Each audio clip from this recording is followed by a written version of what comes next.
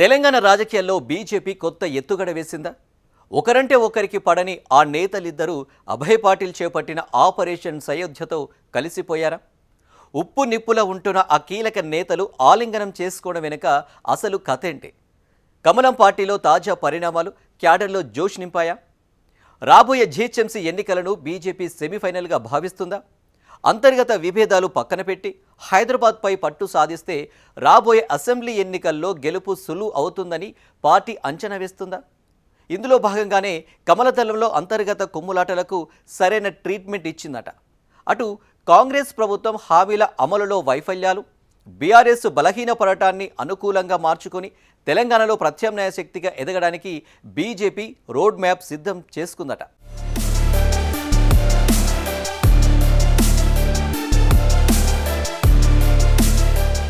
తెలంగాణ బీజేపీలో నాయకుల కొరత లేదు, కానీ నాయకుల మధ్య విభేదాలు కొత్తేమీ కాదు. అలాగే ఒకే పార్టీలో ఇద్దరు మాస్ లీడర్లు ఉంటే ఆధిపత్య పోరు సహజమే అంటుంటారు రాజకీయ విశ్లేషకులు.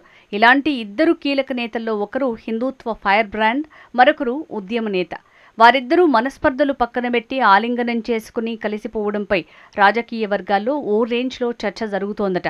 అలా కేంద్ర మంత్రి బండి సంజయ్, మల్కాజ్గిరి ఎంపీ ఈటెల రాజేందర్ ఒకే టేబుల్పై కూర్చోవటం హాట్ టాపిక్ అయింది.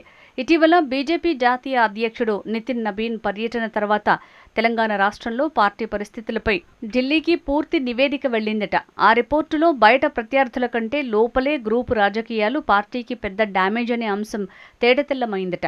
దీంతో వెంటనే నేతల ఈగోలకు చికిత్స అవసరమనే నేపథ్యంలో డాక్టర్ లక్ష్మణ్ నివాసంలో అధిష్టాన దూత అభయ్ పాటిల్ సమక్షంలో బండి, ఈటెలను ముఖాముఖిగా కూర్చోబెట్టి చర్చించటం రాజకీయ వర్గాల్లో ఆసక్తి రేపింది.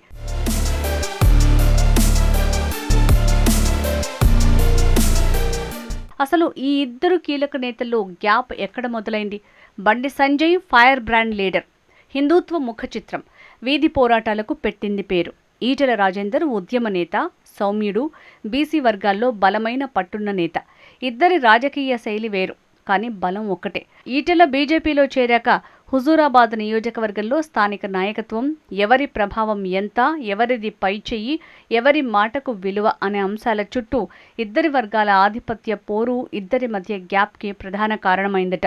ఒకే చెట్టుకు రెండు కొమ్మలు, కానీ నీడ ఎవరిది అన్నట్టుగా పరిస్థితి మారింది. ఆ గ్యాప్ అమాంతం పెరుగుతూ వచ్చింది.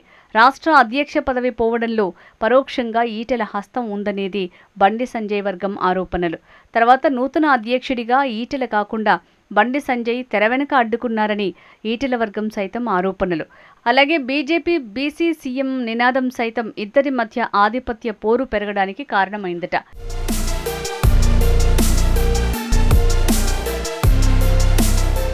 ఇటీవల జరిగే సర్పంచ్, మున్సిపల్ ఎన్నికల్లో బండి వర్గం, ఈటెల వర్గం ఆధిపత్య పోరు తారాస్థాయికి చేరింది. స్థానిక ఎన్నికల్లో ఈటెలను ప్రచారానికి రానియలేదని, కనీసం ప్రచార పోస్టర్లో ఈటెల ఫోటో లేకపోవటం ఏంటని ఈటెల వర్గం ప్రశ్నించింది.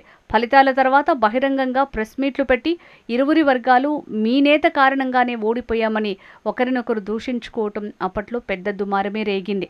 మరోవైపు హుజూరాబాద్ నియోజకవర్గంతో తనకు 25 ఏళ్ల అనుబంధం దూరం చేస్తున్నారని చాలాసార్లు ప్రత్యక్షంగా, పరోక్షంగా ఈటెల తన అసంతృప్తిని వ్యక్తపరిచారు.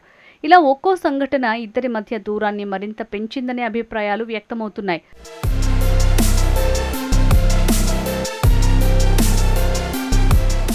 ఇటీవల బీజేపీ అగ్రనాయకులు మోడీ, రాజ్నాథ్ సింగ్, నడ్డా, నితిన్ నబీన్ ఒక్కొక్కరిగా తెలంగాణపై ఫోకస్ పెట్టిన తర్వాత ఇప్పుడు హైకమాండ్ అసలు ఆపరేషన్ మొదలుపెట్టిందట. ముందు ఇంటిని చక్కబెట్టాలి, తర్వాత ఊరిని గెలవాలి అన్న వ్యూహంతో బీజేపీ అధిష్టానం అడుగులు వేసిందట. ఇందులో భాగంగానే రాబోయే అసెంబ్లీ ఎన్నికల కోసం బీజేపీ వేసిన బలమైన వ్యూహం ఆపరేషన్ సయోధ్య అంటూ పార్టీ వర్గాలు విశ్లేషిస్తున్నాయి. ముఖ్యంగా ఉమ్మడి కరీంనగర్ జిల్లాలో బండి ప్రజాబలం, ఈటెల సామాజిక సమీకరణ రెండూ కలిస్తే ప్రత్యర్థులకు గట్టి పోటీ తప్పదని కమలం నేతలు భావిస్తున్నారు. ఇద్దరూ రామలక్ష్మణుల జోడీ అధికార కాంగ్రెస్కు, ప్రతిపక్ష బీఆర్ఎస్కు బలమైన రాజకీయ సంకేతం ఇచ్చారంటూ పార్టీ నేతల్లో జోష్ పెరిగిందట.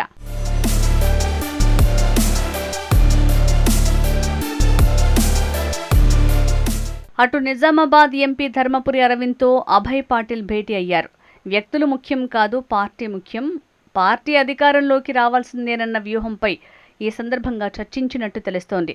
పార్టీ బలపడితే చాలా మంది చేరతారని తెలిసినట్టు సమాచారం. ఇటీవల నిజామాబాద్ కార్పొరేషన్లో పార్టీ గెలుపు, పార్లమెంట్ పరిధిలో పార్టీ బలోపేతానికి సంబంధించిన కార్యక్రమాల వివరాలను అభయ్ పాటిల్కు ఎంపీ అరవింద్ వివరించారట. ఇలా తెలంగాణ బీజేపీని ప్రక్షాళన చేసేందుకు అభయ్ పాటిల్ వరుస మీటింగ్లు ఏర్పాటు చేయటం చర్చనీయాంశంగా మారింది. బండి, ఈటెల ఇద్దరూ ఒకే వేదికపై ఒకే రాగం వినిపించిన అంతర్గత రాజకీయాల సినిమా ఇక్కడితో ముగిసిపోయిందని చెప్పలేమంటున్నారు పరిశీలకులు. ఈ స్నేహం ఎన్నికల వరకు సాగుతుందా? మరి ఉమ్మడి కరీంనగర్ రాజకీయాల్లో కొత్త సమీకరణాలకు దారితీస్తుందా? లేక మళ్లీ పాత మంటలు రాజుకుంటాయా? ఇక కమలం పార్టీలో తదుపరి టార్గెట్ ఎవరు? భవిష్యత్తులో కూడా ఇదే సయోధ్య ఫార్ములా ప్రయోగిస్తారా అన్నది ఆసక్తికరంగా మారింది.